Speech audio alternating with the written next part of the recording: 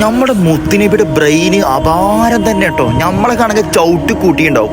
ആ സന്ദർഭത്തിൽ പ്രവാചകൻ ചെയ്ത സ്വഭാവം, പ്രവാചകന്റെ ബ്രെയിന് വർക്ക് ചെയ്ത സിറ്റുവേഷൻ, എൻ്റെ മോനെ വേറെ ലെവൽ തന്നെ. പ്രവാചകന്റെ അടുത്ത് വന്നിട്ടേ ഒരു വ്യക്തി വന്നിട്ട് പറയാണ്, നബിയെ നിങ്ങളെ മതത്തെ മുഴുവൻ കാര്യങ്ങളും ഞാൻ ചെയ്യാം, നിസ്കരിക്കുക, നോമ്പ് നോൽക്കുക, സക്കാത്ത് കൊടുക്കുക, ഹജ്ജ് ചെയ്യുക, ഉംറ ചെയ്യുക, പക്ഷെ വ്യഭിചരിക്കരുത് എന്ന് മാത്രം എന്നോട് പറയരുത് എന്ന് പറഞ്ഞു.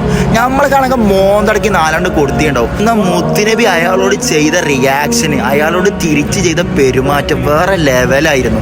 അയാളെ പ്രവാചകൻ നേരെ എടുത്തിരുത്തിയിട്ടേ അയാളെ ചവിട്ടിലൊരു കാര്യം ചോദിക്കുകയാണ്, നിന്റെ ഭാര്യയെ, നിന്റെ ഉമ്മയെ, അതുമല്ലെങ്കിൽ നിന്റെ ഒരു പെങ്ങളെ ഒരാൾ പീഡിപ്പിച്ചാൽ അത് എനിക്ക് ഇഷ്ടപ്പെടുക ചോദിച്ചു.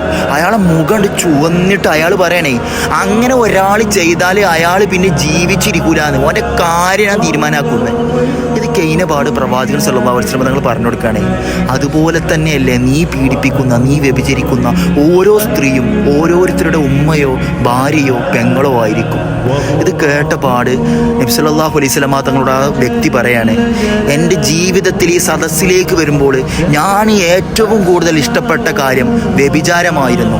ഇന്ന് ഈ സദസ്സിൽ നിന്ന് എഴുന്നേറ്റ് പോകുമ്പോൾ എനിക്ക് ഏറ്റവും ദേഷ്യമുള്ള, വെറുപ്പുള്ള സ്വഭാവം എന്നുള്ളത് സിനയാണ്, വ്യഭിചാരമാണ്. വെറും സെക്കൻഡുകൾ കൊണ്ട് തൻ്റെ സൗമ്യമായ, ലളിതമായ, മൃദുലമായ സ്വഭാവം കൊണ്ട്, തൻ്റെ മാസ്മരികമായ ബ്രെയിന് കൊണ്ട് പ്രവാചകൻ സല്ലല്ലാഹു അലൈഹി വസല്ലം തങ്ങളെ ഏറ്റവും ഇഷ്ടപ്പെട്ട ഒരു കാര്യത്തെ, ഏറ്റവും വെറുക്കപ്പെട്ട ഒരു കാര്യത്തിലേക്ക് ചേഞ്ച് ആക്കിയിട്ടുണ്ടെങ്കിൽ ആ പ്രവാചകന്റെ പേരായിരുന്നു മുഹമ്മദ് മുസ്തഫ സല്ലല്ലാഹു അലൈഹി വസല്ലം. പീഡനങ്ങളും വ്യഭിചാരങ്ങളും അറുതിയില്ലാതെ, വയസ്സുപോലും നോക്കാതെ ചെറിയ പിഞ്ചു കുഞ്ഞുങ്ങളെ വരെ പീഡിപ്പിക്കുന്ന ഈ കാലഘട്ടത്തിൽ എല്ലാവരും ഒന്ന് ചിന്തിച്ചു നോക്കുക. നിന്റെ ഭാര്യയെയോ നിന്റെ ഉമ്മയെയോ നിന്റെ പെങ്ങളെയോ ഒരാൾ പീഡിപ്പിച്ചാൽ അത് നിനക്ക് ഇഷ്ടപ്പെടുമോ എന്ന്. അത് തന്നെയാണ് ആ വ്യക്തിയോടും പ്രവാചകൻ സല്ലല്ലാഹു അലൈഹി വസല്ലം തങ്ങൾ സൗമ്യമായി തൻ്റെ ബുദ്ധി കൊണ്ട് അയാൾ മനസ്സിലാക്കിയെടുത്തത്.